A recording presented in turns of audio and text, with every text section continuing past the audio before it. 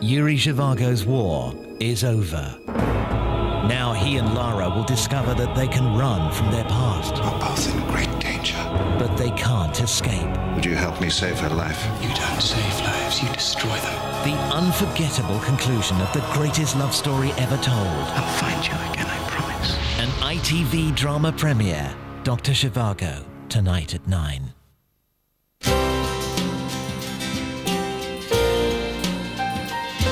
You've been framed in 15 minutes, then at 7:30, a Corrie bride-to-be with last-minute jitters.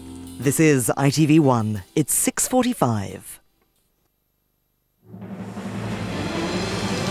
Iraq delivers weapons dossier and challenges America.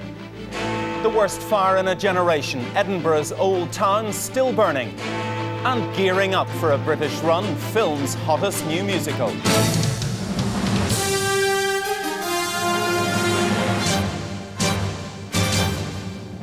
The ITV Weekend News with Bill Neely. Good evening. Iraq's weapons dossier is on its way to the United Nations in New York tonight as a row develops over whether its contents can be trusted. American officials claim they have solid evidence that Iraq retains weapons of mass destruction, whatever the document says. Iraq, though, has hit back, challenging the United States to stop playing games and to prove its allegations. Our correspondent Robert Moore is in Washington. The massive 12,000-page Iraqi declaration is tonight still on its way to New York, while here in Washington, teams of intelligence experts are standing by to analyse it. But already key White House officials have said that any Iraqi claim of innocence is simply not credible. In Baghdad, the paperwork was loaded carefully aboard a United Nations plane. This, the most significant moment for many years in the attempt to disarm Iraq through inspections. The Americans say any attempt at deceit will trigger the gravest consequences. The plane left for Cyprus, then for Germany, and is now on its final leg to the UN in New York. A massive document that could determine whether Iraq faces yet another war. President Bush has long suggested that America has incontrovertible evidence that Iraq has a secret program to produce weapons of mass destruction. He must now decide whether important US intelligence should be made public to convince the world that Saddam Hussein is once again lying. At the United Nations, there are also analysts waiting to examine Iraq's claims. In Britain, the Foreign Secretary said he was not prejudging the declaration. Remains to be seen whether this 11,000-page disclosure is consistent with his past behaviour, or it means that he at long last has got the message that the international community's patience is about to run out. America is still accelerating its military preparations for a war on Iraq. Another aircraft carrier, the USS Truman, has just left Virginia, bound for the Mediterranean and the Gulf, bringing formidable additional firepower to a potential bombing campaign. The regime in Baghdad has tonight further challenged President Bush to go public on his alleged intelligence about Iraq's weapons of mass destruction. This is shaping up to be an extraordinary public relations battle with the highest possible stakes. Robert Moore, ITV News, Washington. And you can get more on the Iraq crisis at 7 o'clock when today's Jonathan Dimbleby programme is shown on the ITV News channel. A spokesman for Al-Qaeda has confirmed that the group carried out the attacks in Kenya that left 16 people dead. Suicide bombers drove a jeep full of explosives into the foyer of an Israeli-owned hotel in Mombasa. Today's statement also threatens new terrorist attacks. Firefighters in Edinburgh are tonight battling a blaze in the historic Old Town nearly 24 hours after it started. More than a dozen buildings have been damaged in the area, a World Heritage Site, and it's expected to take another 2 days before the flames are fully extinguished. From Edinburgh, Martin Geisler reports. This evening, almost 24 hours after it broke out, this blaze in the heart of Edinburgh's Old Town is still well alight. 80 firefighters are at the scene. It could be days before their job is done. The fire began above a nightclub in the Cowgate district of the city. Thousands of revellers were cleared from nearby bars as it took hold.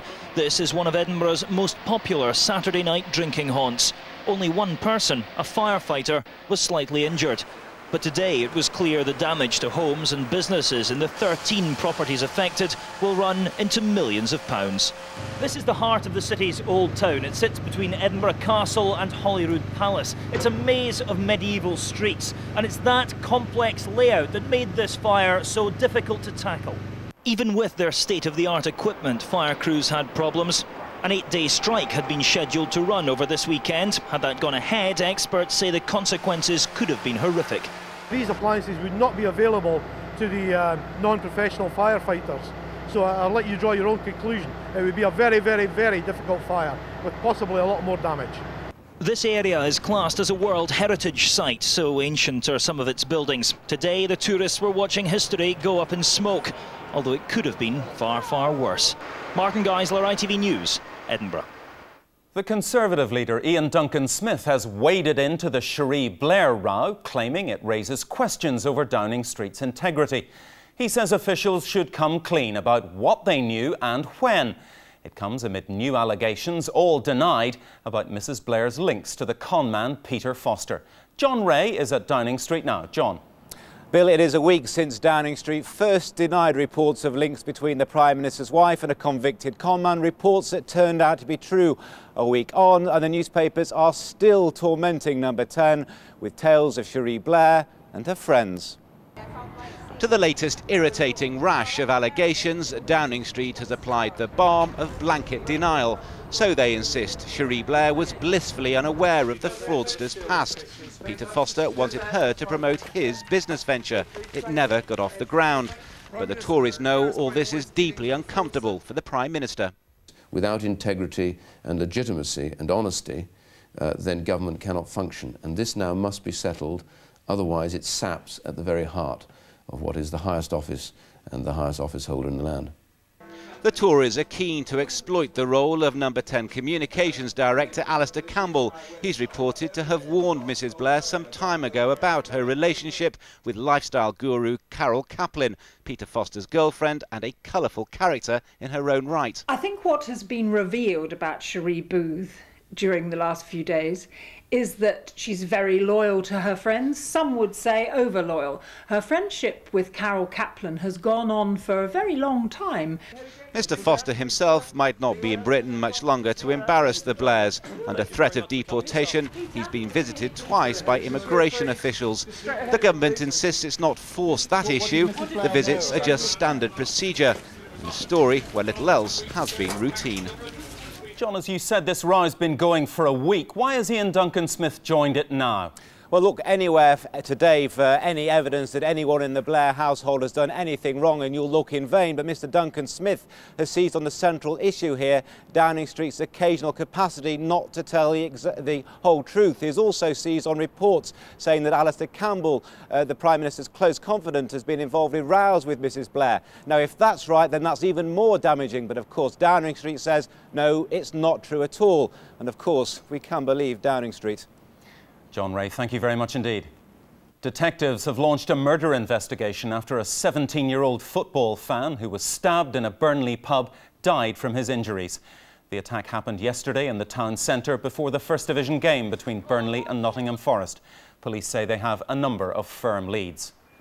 The warship HMS Nottingham sailed into Portsmouth Harbour today after hitching a lift halfway round the world on a giant transporter. The destroyer suffered extensive damage when she ran aground off Australia earlier this year. The repair bill? £26 million. Kevin Dunn watched the ship come home. It was an embarrassing and undignified return by HMS Nottingham to her home port. Piggybacked aboard a heavy lift vessel, she entered the Solent after a 6-week voyage halfway across the world.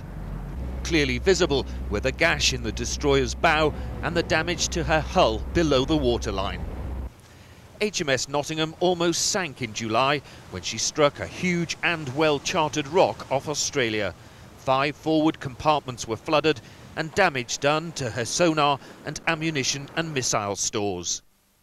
HMS Nottingham underwent an extensive refit as recently as 1999 at a cost of £55 million. Making her one of the Royal Navy's state-of-the-art warships, which is why naval chiefs are so anxious to have her repaired, even at a further cost to the taxpayer of £26 million.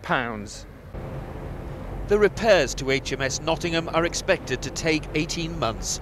In the meantime, some of her crew are to be commended for their actions in saving her. Others, including her captain, may yet face a court-martial. Kevin Dunn, ITV News, Portsmouth Harbour.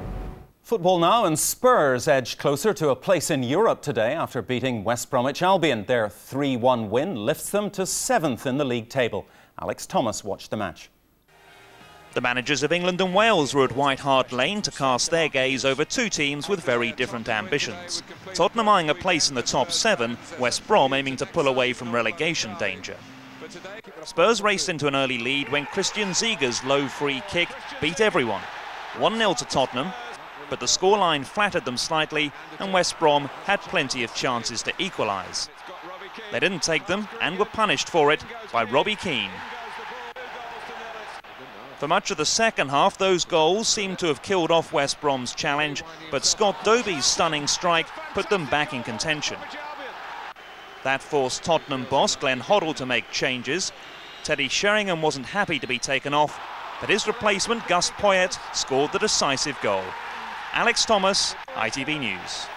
Finally, it's been a huge success on stage, but will it work on screen? Well, we'll find out when the film version of the musical Chicago premieres in London's West End tonight. Among the crowds, our arts correspondent Nina Nanar. Hollywood has rediscovered the musical, and this one has some famous faces, as you've probably never seen them before.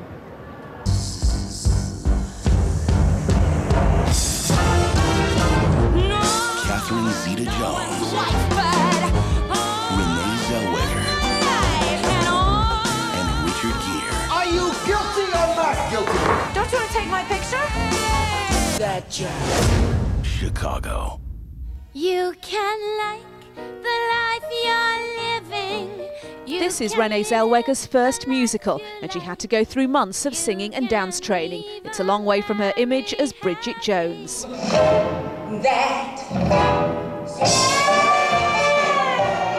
She says she had to learn a lot from her co-star Catherine Zeta-Jones, a West End veteran. How did you find it day one on the set when she got started with the singing and dancing? Oh, that was phenomenal. I thought, good Lord, what have I done?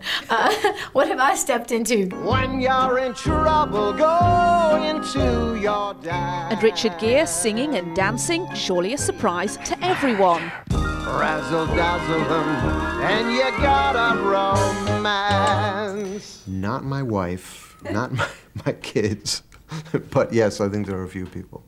You sing and dance around the house then? Yeah, I'm really annoying around the house. The film has been named as a real Oscar prospect, but Zeta-Jones will miss tonight's plaudits. 6 months pregnant, she's opted to stay in America. Nina Nanar, ITV News. Well, that's it for now. The news continues over on the ITV News channel. John Suchet will have the latest developments here on ITV1 at 20 to 11. But from me, goodbye.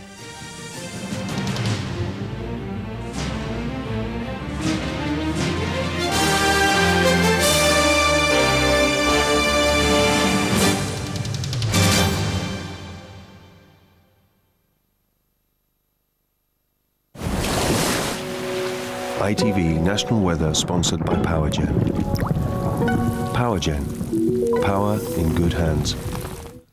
Good evening. It's been bitterly cold for all of us today, and it's staying that way for most of the coming week. We'll have to watch out for frost and icy patches on the roads at night. It's been grey for most of us as well today, as you can see on the satellite picture, but there are sunny skies just to the east of us, so there is some hope that tomorrow will be a little brighter, but certainly no warmer.